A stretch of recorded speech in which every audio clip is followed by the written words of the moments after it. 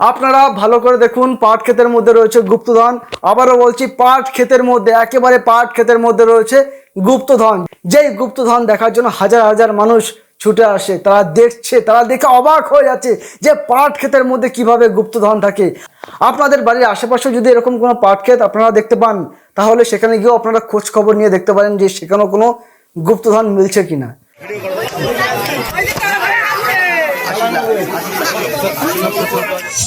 দেখুন, আমি আপনাদেরকে পাট ক্ষেতের ভিতরের যে ছবিটা দেখাচ্ছি, এই পাট ক্ষেতের ভিতর থেকে একেবারে মাটির খুঁড়ে উদ্ধার হচ্ছে একের পর এক বস্তা, একের পর এক বস্তা। ভালো করে শুনবেন, সেই বস্তা রয়েছে লক্ষ লক্ষ কোটি কোটি টাকা, যেটা পাট ক্ষেতের মাটির নিচে চাপা দেওয়া ছিল এতদিন ধরে। এটা হচ্ছে পুরা বিল এখানে চাষ হয়। ওই দেখুন, ওখানে বিলের মধ্যে পাওয়া গিয়েছে আজকে সকালে পাট ক্ষেতের মাঝখানে। বাড়িটা তো চেক করা দরকার ছিল।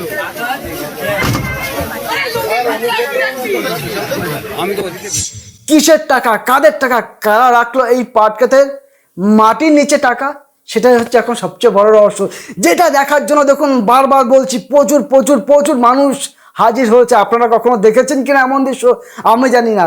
পাট ক্ষেতে, যে ক্ষেতের মধ্যে মাটির নিচে যে টাকা থাকতে পারে, আমি অন্তত এই ফার্স্ট টাইম দেখলাম। এবং সারা ভারতবর্ষের মানুষ, সারা পশ্চিমবঙ্গের মানুষ তারা চমকে উঠেছে যে এটা কি করে সম্ভব হচ্ছে। পাট ক্ষেতের মধ্যে টাকার বান্ডিল কিভাবে আসলো, তাও আবার মাটির নিচে, যেখানে বস্তায় করে রাখা, যেখানে ট্যাঙ্ক ভর্তি করে রাখা টাকা। চলুন, আপনারা দেখছেন সাজবেলা ডিজিটাল, আর আমি রয়েছে সুজা। যদি ভিডিওটা ভালো লাগে না, অবশ্যই চ্যানেলটিকে সাবস্ক্রাইব করে পাশে থাকবেন।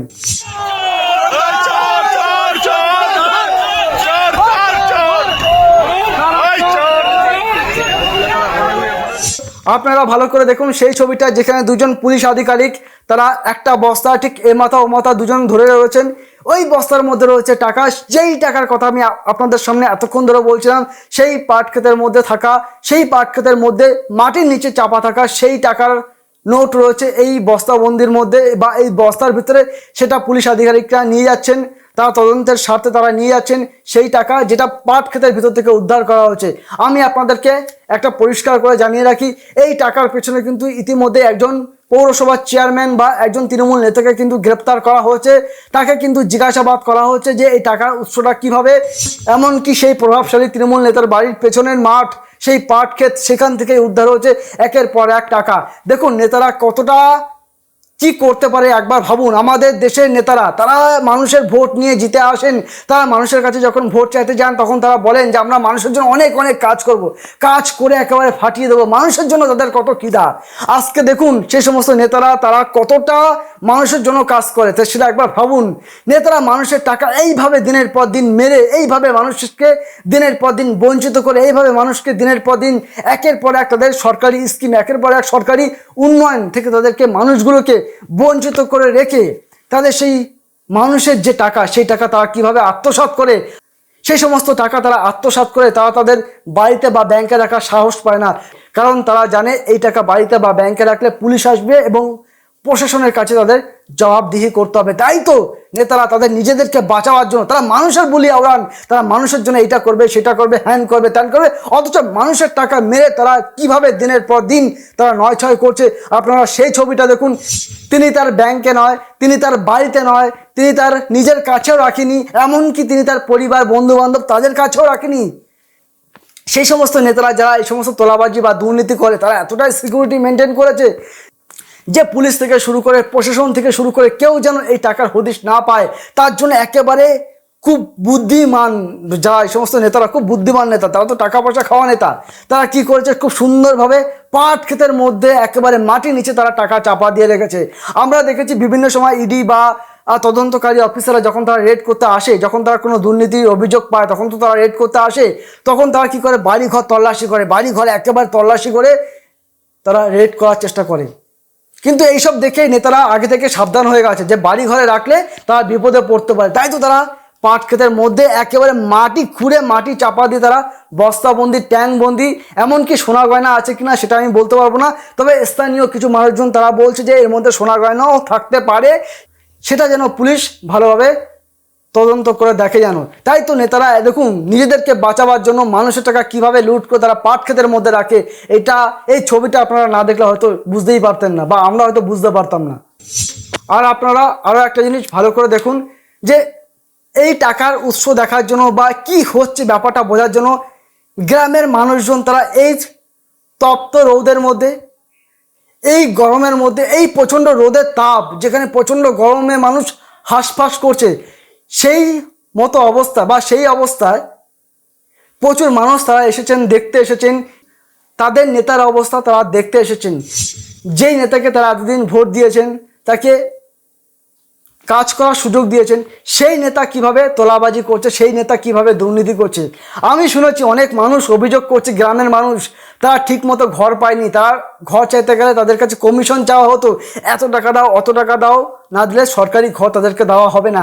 এমনকি একের পর এক পরিষেবা, একের পর এক সরকারি স্কিম, অনেক সময় অনেক গরিব মানুষের জন্য অনেক সরকার থেকে অনেক সুযোগ সুবিধা দেয়, সেই সমস্ত সরকারি স্কিম পাওয়ার জন্য নেতারা কী করতো, অনেক অনেক টাকা চাইতো মানুষের কাছে, যে এত টাকা দাও, অত টাকা দাও, এখানে দিতে হবে, ওখানে দিতে হবে, টাকা না দিলে আপনি এই সুযোগ সুবিধা পাবেন না, এটা পাবেন না, ওটা পাবেন না।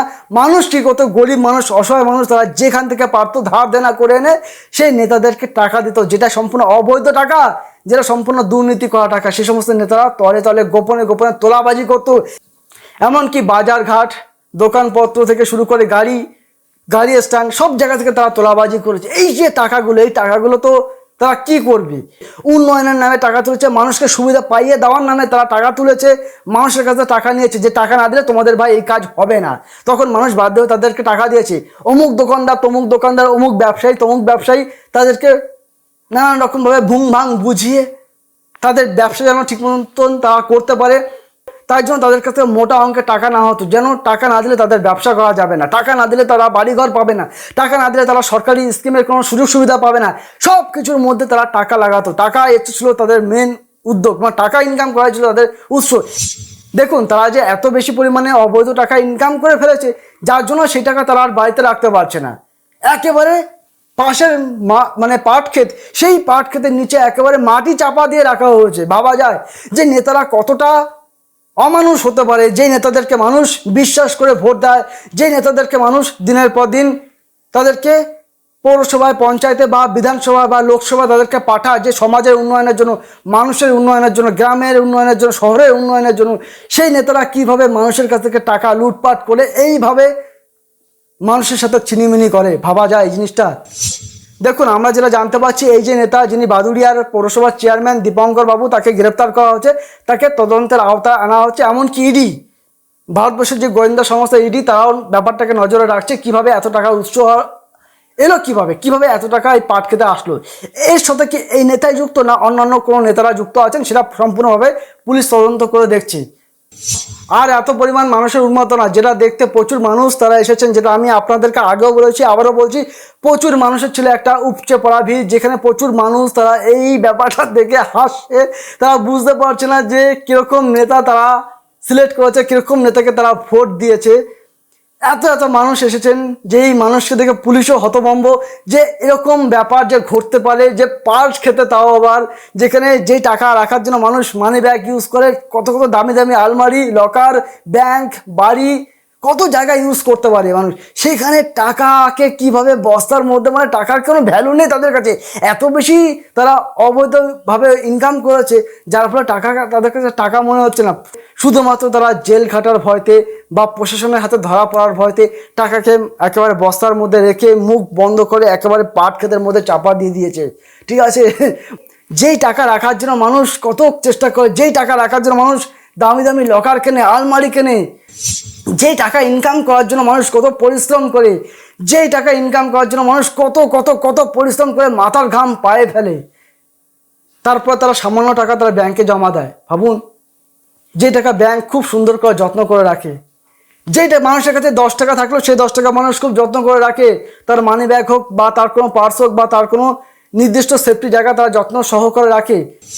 এখনকার দিনে চলতে গেলে, এখনকার দিনে বাঁচতে গেলে সব কিছুর জন্য দরকার অর্থ। অর্থ ছাড়া এখন কোনো কাজ হয় না, টাকা ছাড়া এখন কোনো কাজ হয় না। মানুষের এখন সব কিছুতে টাকার প্রয়োজন হয়। মানুষ এখন টাকার জন্য কত কষ্ট করে, মানুষ এখন একটু পয়সার জন্য, একটু আর্থিকভাবে সচ্ছল হওয়ার জন্য মানুষ কত পরিশ্রম করে। একটা ভাবুন, এই গরমের মধ্যে, এই রোদের মধ্যে, এই বৃষ্টির মধ্যে মানুষ ভিজে ভিজে ইনকাম করে। কত গরিব মানুষ একটু সামান্য পয়সার জন্য তারা কত কাজ করে। আর এইসব দুর্নীতিগ্রস্ত মানুষজন, এইসব দুর্নীতিগ্রস্ত নেতারা, তারা কি করে, মানুষের টাকা এইভাবে মেরে তারা এরকম কর্মকাণ্ড করে। ভাবেন, আপনারা একটাবার ভালো করে ভাবুন। এরপর যখন আবার ভোট আসবে, এরপর যখন আবার নির্বাচন আসবে না, তখন আপনারা একটু ভালো করে ভেবে দেখবেন যে কাদেরকে আপনারা ভোট দিচ্ছেন, সেই মানুষটা আপনার সঠিক কাজে লাগবে কিনা, বা সেই মানুষটা আপনার এলাকার উন্নয়ন করবে কিনা, বা সেই মানুষটার কাছে আপনি গেলে কোনো সুযোগ সুবিধা পাবেন কিনা, সেটা আপনারা একবার ভালো করে ভেবে দেখবেন। নয়তো কিন্তু এরকম অবস্থা হবে। এখন কিন্তু চারিদিকে তোলাবাজ, দুর্নীতিবাজ নেতাদের সংখ্যা কিন্তু দিন দিন বাড়ছে। আর এরা যত বাড়ছে তত কিন্তু সমাজটা কলঙ্কিত হচ্ছে, তত কিন্তু সমাজটা নষ্ট হয়ে যাচ্ছে। এই সমস্ত নেতারা যখন ভোট নিতে পাড়ায় পাড়ায় যায়, তখন তারা ভালো ভালো কথা বলে, তখন তারা ভালো ভালো উন্নয়নের কথা বলে, তখন তারা বিরাট বিরাট উন্নয়নের গল্প শোনায়। যখন তারা উন্নয়নের গল্প শুনিয়ে টুনিয়ে তারা আজকে এই ধরনের ভণ্ডামি করে। তারা ভাবুন, একটাবার ভাবুন, এবার বিষয়টাকে ভাবুন আপনারা। তাহলে চলুন, ভিডিওটা আমি এখানে শেষ করলাম। যদি ভালো লাগে তাহলে আপনারা পাশে থাকবেন, এটাই আপনাদের কাছে প্রত্যাশা রাখবো।